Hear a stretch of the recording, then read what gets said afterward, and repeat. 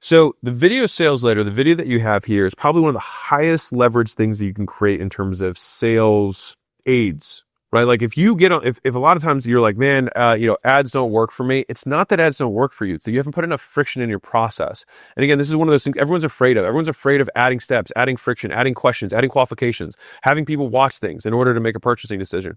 But I promise you, if you look at your customers over the last however long, most of them, almost all of them, will not have immediately bought something. Most of the times they will have consumed an hour, 2 hours, 3 hours plus of information from you in various formats before they decide to go through this process and ultimately buy. And so what we want to do is reverse engineer and facilitate this. Like the big finding I had when I was in Gym Launch was that 78% of customers had consumed at least 2 long form pieces of content. Now I had podcasts, I had books, I had a group that I had kind of the video version of those podcasts. And so 78% had consumed at least 2. So in thinking about this, I was like, okay, so my average piece of long form content at the time was something in the neighborhood of like maybe 17 to 20 minutes. So basically people had to consume, call it an hour, right, of information from me in order to be willing to book a call and be warm and potentially buy. And so I was like, okay, if that's what it takes, why don't I try and force people to do that, to become somebody who is likely to buy? If that's what 78% of people do before buying, well, then why don't I get 100% of my people to do the thing that 78% do that are the ultimate buyers? That's the idea. So if you're like, okay, VSL, what do I put inside this video? I'm going to walk you through a very simple frame. There's a bunch of different versions of VSLs that you can run. I'm not going to get into that today. But people overcomplicate this, all right? They want to make this seem like this big box of black magic. And I've made so many video sales letters in my life that I can tell you there is no big box of magic. And I'll give you 2 different structures that work really well. Okay. So structure 1 is actually very similar to a YouTube video. So you're going to go the 5 P's, which is proof, promise, pain, plan, picture. Okay. So what does this mean? It means that I need to make some promise that they're going to get from this video. I need to talk about the pain to demonstrate that I know where they're at right now. I need to give them proof that why they should believe me. And then I'm going to lay out the plan of how I'm going to help them solve it. And then usually I want that to be a visual so they can understand, hence the visual, right? And then after I've done all of these things and I go through my plan, right? Here's my plan. Okay. After I have this kind of meaty part, then I'm going to have what I consider the FAQ section, which is what do people say when they get on the phone that they have questions about? I want to put all of the FAQs, every single one of them, into this video. I want to pre-handle the objections. And a lot of them are really sensical concerns. How long have you been doing this? How do I know this is legit? Answer all of their concerns in the video. And then finally, I just call it a little proof stack at the end, which is you just put stories of successful customers. Right? And you can put your CTA here. And then you put another CTA here. Saying, by the way, this concludes the video. At the end of this, it's just going to be a testimonial reel. You can watch this if you want. Now, when you say that, I'll just tell you this right now. You think that people won't watch them? People watch all of them. I'm just letting you know.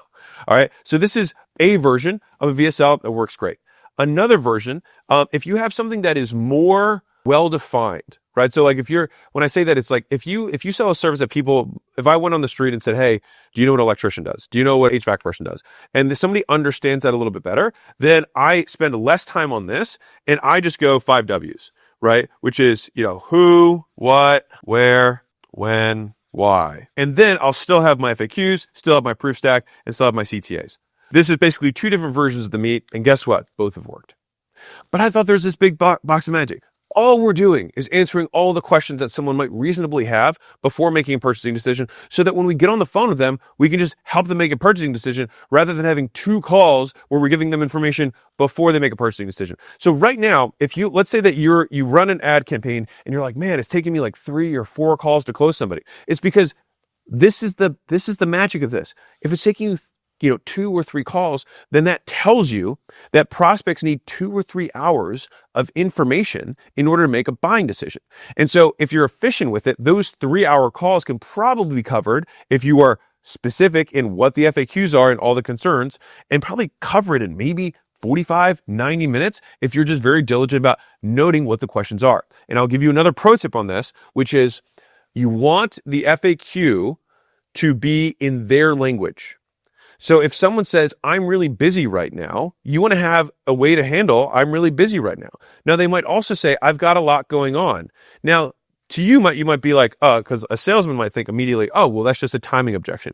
And the answer is yes, you're right. But the thing is that someone might have 6 different ways of saying a timing objection. And you want to have an FAQ that covers each of those 5 or 6 ways. Because if you said that to a salesman and they said, I'm really busy right now, and then you responded with how you would overcome someone saying, I've got a lot of, plate spinning, you would actually have a slightly different overcome for that, or objection handler. And so we need to basically say it in their language and then say the overcome that's appropriate to each of those things. So yes, that means you're going to have to have an answer for their questions. But this should hopefully demystify all of the black voodoo magic around what is in one of these videos. You're just answering their questions. That's it. Now, I always get this question. Should I put my price in the VSL or should I not put my price in the VSL? The answer is it depends. All right. Now, the reason I say this is there are some businesses where basically I tend to put price in my stuff. And that's because I have more demand than I can handle, and I want to add friction to my process so that I can maximally utilize the sales team, right? Not waste their time. If I had an underutilized sales team, then I'd be probably more willing to not have the money qualification there. I will say this though. The longer I've been doing business, the more I just end up putting all the information up front.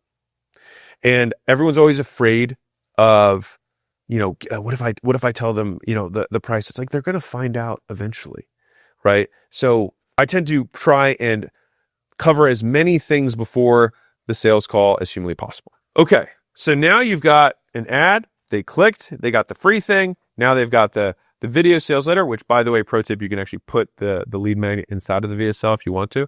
So you'd be like, by the way, that thing about the girl thing, I'll tell you that in a second. Then you get to the first third of your VSL. Then you can slice in the lead magnet and say, hey, by the way, this is that tip. And guess what? I have 28 other tips that you can follow, which I'll show you in this video. And then you go through it, right? So you can do either of those formats. Both of them work. But now we have to convert these people. All right. So I'm going to put something here and then something here. Sorry that my little money, that is a phone for everyone born before, 2000 or after 2000. Okay. So what is BANT? I've talked about this before, so I'm not going to hit on this a lot, but you want to make sure they have budget, authority, need, timing. Do they got the money to spend? They have the ability to make the decision. Do they need this thing? And is right now the time they want to buy? If we can answer those 4 things and you do that in the application, or if you have a scheduler, right, where they're booking a call, you make sure that those are the questions that are being asked there. And and here's the tough part, you actually only take calls with people who say they have the money to spend, they have the authority to make the decision, they have the need, and they're willing to move forward now. Now, how much easier of a call do you think it is when someone's gotten value from you? They then fully understand the questions that someone might ask around making purchasing decision from you. They say they have the money, the time, the need, the authority to do it. Now you're talking to them. How likely is it you think you're going to close them? Way higher than if you didn't have all that stuff, right? So the reason that this process right here is the most efficient way of converting traffic is that it's kind of like a microwave, right? You take someone from a cold prospect to a hot prospect. It's like you can slow cook it, you can simmer it, you can kind of bake it over time. I was like, or you can just nuke that thing. And so this is basically like nuking a prospect. How do we just bomb them with all? Because think about it like this. If someone's like, I've followed you for a year, right? If someone followed short form for a year, and let's say they consumed 5 pieces a week, which would be a crazy amount. It's 250 shorts. Well, the average shorts, let's just be generous here and say it's 30 seconds, which it isn't. All right. So that would mean that they've consumed 120 minutes, about 2 hours. Okay. So we can have them consume 120 minutes over a year and then buy. They've gotten that much information in order to make a sale. Or we can just have them consume all 2 hours up front. And so think about this. Like I think a lot about sales processes as a plane taking off. This is my Alex's very simple visual. All right, so we've got our plane, right? Here's our plane. Let's put little wheels on our plane. I don't know, just go with it. All right, here's my plane. And we got to put a little back wing thing. Ooh, this is tough. Okay, there's my terrible plane. All right, the thing is could this plane take off on this runway? No, the plane's too big. So I have to increase the size of my runway to give this plane enough lift to take off. The size of this runway is the amount of information that you need to tell the prospect. And so if we know that someone needs 2 hours to make a purchasing decision, then what do you think we've done? They consume a little bit here, They're going to consume, maybe 30 to 45 minutes here, right? And then on the call, what do you think we're going to get here? Another hour.